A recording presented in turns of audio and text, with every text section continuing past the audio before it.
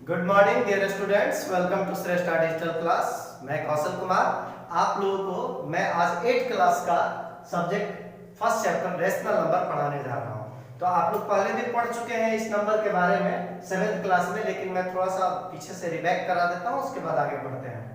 तो सबसे पहले देखते हैं कि नेचुरल नंबर क्या है। नेचुरल नंबर क्या है सबको पता होगा। ऑल काउंटिंग नंबर, तो काउंटिंग कहां से शुरू करते हैं? कोई भी 1 2 3 डॉट डॉट डॉट। जब भी हम लोग काउंटिंग करते हैं कहां से शुरू करते हैं? 1 से करते हैं। उसके बाद कौन सा नंबर आता है? वो होल नंबर। तो होल होल मतलब गोल, कहां से शुरू होगा? 1 में आप 0 ऐड कर दीजिए। तो ये क्या है? नेचुरल नंबर में अगर 0 जोड़ दिया जाए तो आपका क्या हो गया? Whole number. देखिए नेचुरल नंबर 1 से शुरू था, इसमें 0 जोड़ दिए तो क्या हो गया? होल हो गया। अब उसके बाद क्या चलते हैं? इंटीजर। इंटीजर का पोजीशन कहां से है? तो देखिए नेचुरल नंबर जहां से लिखा जाता है लिख दीजिए 1 2 3 4 डॉट डॉट डॉट। उसके बाद 0 लिख दीजिए, इसका भी पोजीशन। और नेचुरल नंबर का अपोजिट। आपसे पूछा जाए गरीब का उल्टा क्या होगा तो आप कहेंगे अमीर। राजा का उल्टा क्या होगा तो कहेंगे रंग। उसी तरह से 1 का अगर कोई उल्टा पूछे तो क्या बोलेंगे? -1, है ना। जस्ट इसका अपोजिट -1 -2 -3 डॉट डॉट। सो ये क्या करता है? आपका पॉजिटिव में भी गया और निगेटिव में भी गया। इंटीजर का यही कहानी है। सो पॉजिटिव, निगेटिव और 0, है ना। यानी नेचुरल नंबर का अपोजिट और 0, तीन चीज। यहां से इधर का हो गया बाबू, ये हो गया आपका नेचुरल नंबर। और ये क्या हो गया? Opposite of natural number and 0। क्या निकल गया? Natural number 0 and opposite of natural number. यही क्या हो जाएगा? आपका इंटीजर हो गया। अब चलते हैं रेशनल नंबर की तरफ। ये थोड़ा ध्यान से समझना है। देखिए आपके क्लास में अभी मिल रहा है ना, 9th क्लास में भी मिलेगा और 10th क्लास में भी मिलेगा। इसे बहुत ध्यान से समझने की कोशिश करिए। ये नंबर सिस्टम जो है 10th तक आपको पीछा नहीं छोड़ेगा अभी। तो इसका पहला पॉइंट हम लोग चलते हैं रेशनल नंबर का। ये देखिए इसको तोड़ते हैं। संधि विच्छेद सब लोगों को आता होगा, है ना। तो इसको तोड़ेंगे तो आएगा रेशियो प्लस नल, जिसको रेशियो में व्यक्त किया जा सके। इसमें देखिए सीधा सीधा चला 1 2 3 0 1 2। इसमें कोई भी चीज रेशियो में नहीं है, यानी इसको P/Q के रूप में लिखा जाए। पहला पॉइंट। दूसरा पॉइंट क्या निकल के आएगा? Q जो नीचे लिखे हैं वो 0 नहीं होना चाहिए। और तीसरा पॉइंट है P एंड Q बोथ, ये दोनों के दोनों क्या होना चाहिए? इंटीजर होना चाहिए।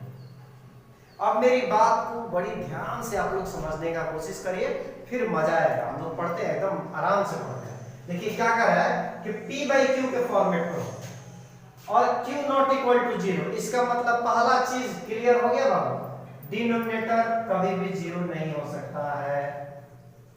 यानी कि नीचे में 0 नहीं लिखना है। जैसे देखिए यहां पर हम एक चीज लिख रहे हैं 4/0। 4/0 लिखे, ये गलत है, लेकिन 0/4 लिख सकते हैं। ठीक है, मेरी बात को समझिए। क्या कर रहे हैं? Q 0 नहीं होना चाहिए, यानी डिनोमिनेटर में कभी भी 0 नहीं होना चाहिए। यहां पे डिनोमिनेटर 0 नहीं हो सकता है, लेकिन कहीं नहीं लिखा है कि P का पोजीशन 0 नहीं हो सकता है। यानी P 0 हो सकता है लेकिन Q 0 नहीं हो सकता है। यहाँ पे P का वैल्यू 0 है लेकिन Q का वैल्यू 0 नहीं है। तो ये रेशनल नंबर है लेकिन ये वाला रेशनल नंबर नहीं है। आई थिंक पहला बात आप मेरी समझ गए होंगे। दूसरा बात देखते हैं कि P and Q both integer. P and Q both integer. Integer का पोजीशन जरा यहाँ पे देखिए 1 2 3 4, यानी कि ये प्लस में भी हो सकता है, माइनस में भी हो सकता है और 0 भी हो सकता है। इसीलिए यहाँ पे ये चीज लिखा गया है Q नॉट इक्वल टू 0। ये बात Q नॉट इक्वल टू 0 इसीलिए लिखा गया है क्योंकि P और Q दोनों को बोला है इंटीजर होगा। इंटीजर तो है, जरूर इंटीजर है, लेकिन इंटीजर के घर से एक आदमी को इसने पूजा छाटा है। वो कौन सा आदमी है? 0 है। 0 को रिमूव कर दिया है। कहां से? डिनोमिनेटर से, नॉट न्यूमरेटर से। मैंने ऊपर से नहीं रिमूव किया है, किधर से किया है? नीचे से। आप बात को समझिए। अब पहला बात अगर आप मेरी समझ गए होंगे तो अब क्वेश्चन आपके दिमाग में आता होगा कि सर क्यू का पोजीशन जीरो नहीं हो सकता, क्यू का पोजीशन क्यों जीरो नहीं हो सकता, अब पी का पोजीशन क्यों जीरो हो सकता है ना।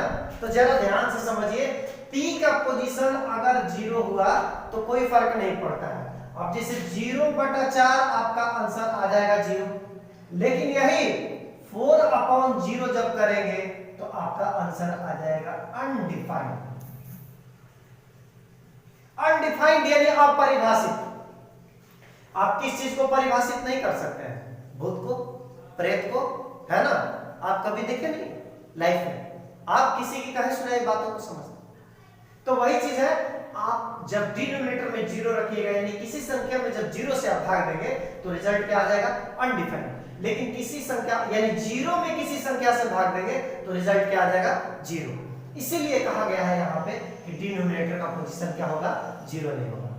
अब यहाँ पे p and q both integer हो गया, ठीक है। आप मेरी बात को समझ गए तो यहां तक ओके। अभी आप देखिए, अब नेचुरल नंबर को या होल नंबर, अभी इंटीजर खाली लिख रहे हैं। इंटीजर का पोजीशन कहां से था? जीरो यहां पे लिख दिए, 1 2 3 डॉट डॉट डॉट इधर, और इधर क्या हो गया? -1 -2 -3 डॉट डॉट डॉट, यानी दोनों तरफ। अब मेरी बात को समझो, कहते हैं कि अगर किसी भी संख्या को अगर आप 4 लिखा हुआ है, ऐसे 4 लिखा हुआ है, आप इसको कैसे लिख सकते हैं? ऐसे लिख सकते हैं क्या? डिनोमिनेटर में 4/1 आराम से लिख सकते हैं, क्योंकि यहाँ पे न्यूमरेटर में कुछ है तो ठीक है। आप देखिए डिनोमिनेटर में कुछ नहीं है तो क्या हो जाएगा आपका? 1 लिख सकते हैं। लेकिन वही अगर 4 ऐसे लिखा हुआ है, आप कहिए कि सर न्यूमरेटर में 1 लिख रहे, ऐसा संभव नहीं। ध्यान से मेरी बात को समझिए, आपको सिर्फ राइट है नीचे में 1 लगाने के लिए। 3 लिखा हुआ है तो आप क्या करते हैं? 1 नीचे में लगाते हैं। तो देखिए यहाँ पे p/q के रूप में है कि नहीं इंटीजर? जरा ध्यान से देखिए, सबके नीचे क्या कर दे? 1 लगा दिया। तो ये सारे के सारे क्या बन गए? p/q के फॉर्मेट में बने कि नहीं? आज के बाद रेशनल नंबर का कोई चीज देगा कि रेशनल नंबर है कि नहीं, तो बड़ी बारीकी से हम लोग देखेंगे। कैसे? पहला चीज चेक करेंगे कि p/q के रूप में है कि नहीं है। भाई p/q के रूप में सब है। यहाँ पे p का वैल्यू क्या है? 3। यहाँ पे p का वैल्यू क्या है? 2। यहाँ पे p का वैल्यू क्या है? 1। यहाँ पे q का सब जगह वैल्यू क्या है? 1।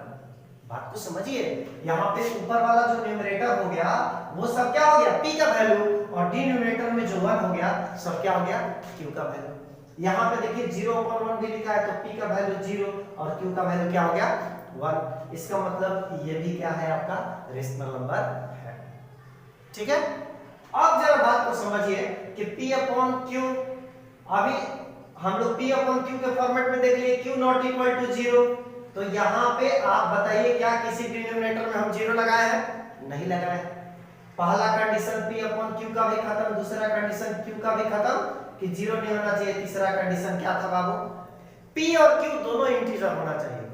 भैया नेचुरल नंबर से इधर 0 है, सॉरी नेचुरल नंबर से इधर है क्या है? इंटीजर है, इधर है निगेटिव। ये भी क्या है? Positive integer. ये क्या है? निगेटिव इंटीजर और 0। तो सारा का सारा इंटीजर भी है, डिनोमिनेटर में 0 भी नहीं है, और p/q के फॉर्मेट में भी है, इसलिए सब का सब क्या है? रेशनल नंबर है। आई होप आप मेरी बातों को समझ गए होंगे। अगर आप इतनी बातों को समझ गए तो अब आपको हम आगे लेके चलते हैं। अब जरा देखिए, एक कॉन्सेप्ट लेके चलते हैं। All natural number are rational number, यानी जितना भी नेचुरल नंबर है सब के सब क्या है बाबू? रेशनल नंबर है। कैसे? अब देखो ना, नेचुरल नंबर क्या होता है? 1 2 3 4 5 डॉट डॉट, सबके नीचे आप क्या लगा सकते हैं? 1 लगा सकते हैं। यहाँ पे देखिए p/q के फॉर्मेट पे आ गया, और नीचे में कोई भी 0 नहीं है, और सब के सब इंटीजर होना चाहिए। तो नेचुरल नंबर तो इंटीजर है ये। कैसे कि नेचुरल इंटीजर में क्या है? पॉजिटिव भी है, निगेटिव भी है, और नेचुरल नंबर में खाली पॉजिटिव है। तो 1 भी इंटीजर है, 2 भी इंटीजर है, 3 भी इंटीजर है। बात समझ रहे हैं? अब जरा देखिए, अब ये नेचुरल नंबर के बाद अगला ऑल होल नंबर आर क्या हो गया आपका? Rational number. अभी हम क्या बोल रहे हैं कि जितना भी होल नंबर है सब का सब क्या होगा? रेशनल नंबर होगा। फिर कहा तो होल नंबर में कहां से शुरू होगा? ध्यान से देखिए, होल नंबर में भी होल नंबर कहां से शुरू हो रहा है आपका? 0/1, 1/1, 2/1, हर चीज के लिए यहां पे भी लिख सकते हैं। So all whole number are rational number. Same कहानी इंटीजर के लिए भी होगा, देखिए जरा, all integer are rational number. सबके नीचे आप 1 लिख सकते हैं, ठीक है। अब यहां पे देखिए -1, -2 डॉट डॉट। So all. अब मेरा क्वेश्चन है आप लोगों से कि whole number, integer, natural number सब का सब रेशनल नंबर होगा। अब सोच के मुझे बताइए कि क्या ऑल रेशनल नंबर, हमारा क्वेश्चन है, are all rational number is natural comma whole comma integer. पकड़ने का कोशिश करिए। क्वेश्चन क्या कर रहा है कि क्या रेशनल नंबर जो है, are all rational number always, यहां पे कर देते हैं, क्या are all rational number always natural number, whole number, integer? क्या रेशनल नंबर होगा वो हमेशा नेचुरल नंबर होगा, होल नंबर होगा, इंटीजर होगा? क्या आंसर होगा? नो। क्या लिखेंगे आंसर में आपका? नो। ऐसा क्यों नो लिखे हम? हमने नो क्यों कहा? जरा देखिए, हम लिखते हैं 3 लिख दिए, 3 तो आपका नेचुरल नंबर है, 1 लिख दिए, हो गया। लेकिन आप बताइए कि 3/4 का पोजीशन कहां पे है? क्या 3/4 काउंटिंग नंबर है? नहीं है। होल नंबर है? नहीं है। इंटीजर है? नहीं है। किसी भी, देखिए, नेचुरल, होल, इंटीजर कहीं पे भी डिनोमिनेटर में आएगा कहानी तो सिर्फ और सिर्फ आपका क्या आ सकता है? 1 आ सकता है। 1 के अलावा डिनोमिनेटर में कुछ नहीं आ सकता है। तो फिर अगर पूछा जाए कि सर 3/4, 4/5, -3/2, ये सब क्या है? ये सब जो है ये आपका रेशनल नंबर है, जो कि न तो नेचुरल नंबर है, न होल नंबर है, और न ही इंटीजर है। ये पहला घर का सदस्य किसका है भाई? तो रेशनल नंबर है। अब मेरी बात को अगर आप समझ गए होंगे तो मोटा मोटी मैं आपको क्लियर कर दूं कि नेचुरल नंबर, होल नंबर और इंटीजर तीनों का तीनों रेशनल नंबर होगा। ये ऑलवेज रेशनल नंबर होगा, लेकिन रेशनल नंबर नॉट ऑलवेज क्या होगा? नेचुरल, होल और इंटीजर। ठीक है, मेरी बात को समझिए कि नेचुरल, होल और इंटीजर ऑलवेज रेशनल नंबर होगा, लेकिन rational number always natural, whole और इंटीजर नहीं होगा। अगर आप मेरी बात को यहां तक समझ गए हैं तो अब मैं आपको वेन डायग्राम के मेथड से रेशनल नंबर को समझाने जा रहा हूं। ठीक है, देखिए, अब वेन डायग्राम के माध्यम से रेशनल नंबर को समझने का प्रयास करते हैं। तो जरा देखिए, ये हो गया आपका रेशनल नंबर, सबसे बड़ा आदमी, ये हो गया आपका रेशनल नंबर। अब मेरी बात को समझिए, अभी क्रम में सबसे छोटा आदमी कौन था? जो सबसे छोटा बच्चा था वो कौन था रेस में? नेचुरल। उससे बड़ा बच्चा कौन सा हुआ? 0 लगा के होल। और उससे बड़ा कौन सा हुआ था? इंटीजर। और सबसे बड़ा बच्चा कौन सा था? Rational number. तो सबसे बड़ा क्या हुआ? रेशनल। ये जो आएगा इसका क्या नाम होगा बाबू? क्या नाम देंगे? इंटीजर। और इंटीजर के नीचे कौन सा आ गया? ये वाला कौन सा आ गया आपका? Whole number. और सबसे छोटा बच्चा, इसको क्या बोलेंगे हम लोग? Natural number. अब जब देखो और इसको विस्तार कर लेते हैं। इसमें कहां से शुरू हुआ? 1 2 3। देखो इसमें जीरो जोड़ दिए तो क्या हो गया बाबू? 0 1 2 3 4 डॉट डॉट, है ना। अब इसमें क्या जोड़ दिए? ये इसमें 1 से इसमें 0 जोड़ दिए, इसमें क्या जोड़ दिए? देखो -3 -2 -1 0। उसके बाद क्या हो गया? 1 2 3 डॉट डॉट, इधर भी डॉट डॉट डॉट। मेरी बात को समझिए, देखिए ना 1 2 3 में 0 जोड़े तो ये आ गया। इसमें प्लस और माइनस दोनों जोड़ दिए। मैं नेचुरल नंबर 0 और नेचुरल नंबर का अपोजिट दोनों देखा दिए। यहाँ में खाली प्लस में था, यहाँ पे 0 जुटा और यहाँ पे प्लस माइनस दोनों जुट गया। अब उसके बाद कौन जुट रहा है? रेशनल नंबर में ये तीनों जुट गया, ये तीनों के साथ साथ। अब यहाँ से 0 से इधर इधर, आप दोनों तरफ कहीं पे भी जोड़िए। 3/4 4/5 5/6 -3/4, कुछ भी आप इधर भी जोड़िए, माइनस में भी प्लस में भी।